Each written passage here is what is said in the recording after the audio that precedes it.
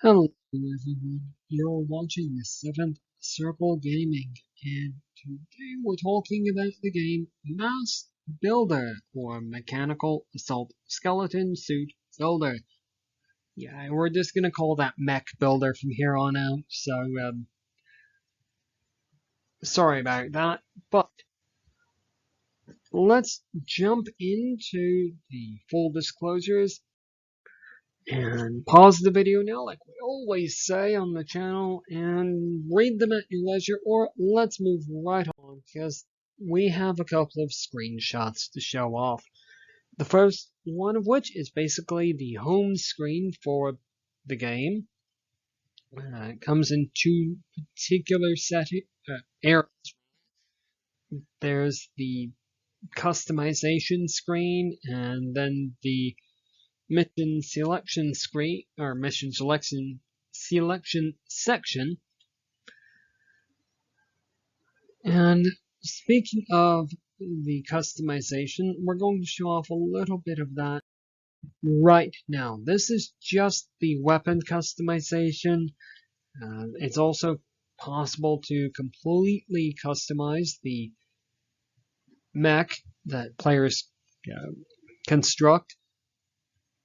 And with that, let's start compiling this into some kind of an overall score. Now, the game is on a 3 out of 15 for immersion. Attempts to answer the question, what's going to get players invested into the game world? And from all of our experience with the game, in its current iteration, the game really is looking at three different areas.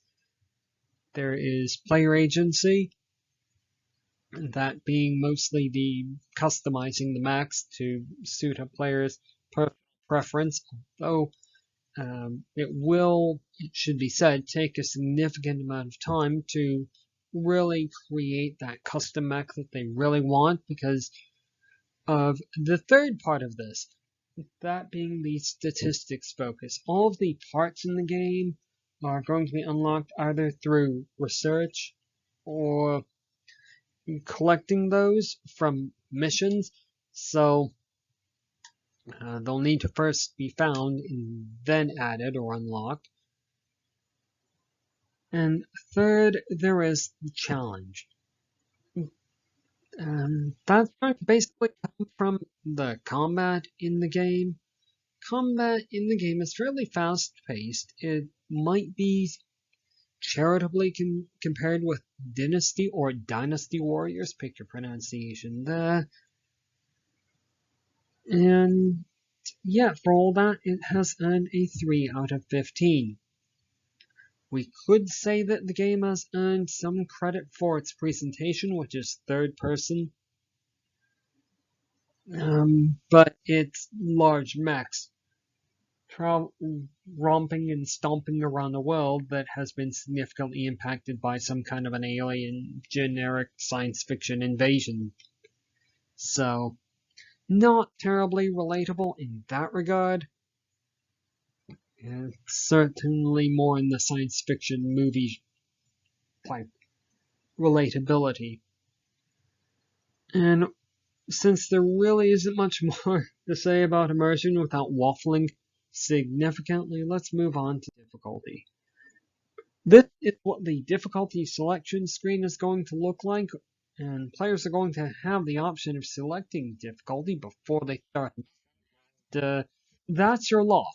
There's no description of what that means or how it's going to affect that particular mission. And yeah, that's pretty bare bones. So what's the game earned for its difficulty score? As you might expect, it's earned a 2 out of 15. While the user interface in combat is reasonable and not particularly intrusive, the user interface outside of combat can be somewhat confusing. Now, in here, I'm going to put the subjectivity hat on and admit that I've played this game several times over several iterations, and earlier versions of the game were somewhat more seemingly well designed as far as the out of combat user interface to work on the customizations. So, with the subjectivity hat taken off, we'll add that some of the commands that players can execute are not necessarily revealed through the tutorial, and it has never really seemingly been that way. There is an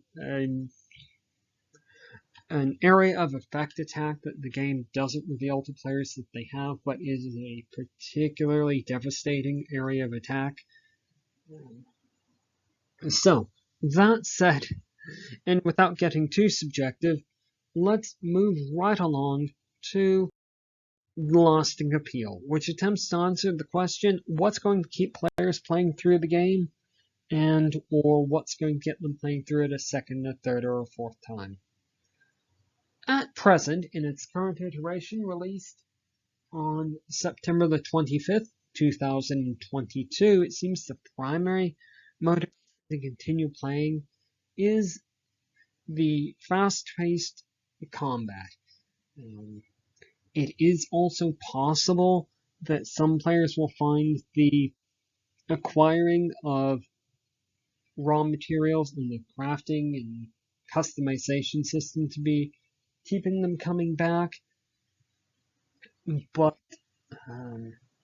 not necessarily all players will get that much immersed or will find that a sufficient reason to come back to the game. So it has earned a 1 out of 15 for Lasting Appeal, unfortunately.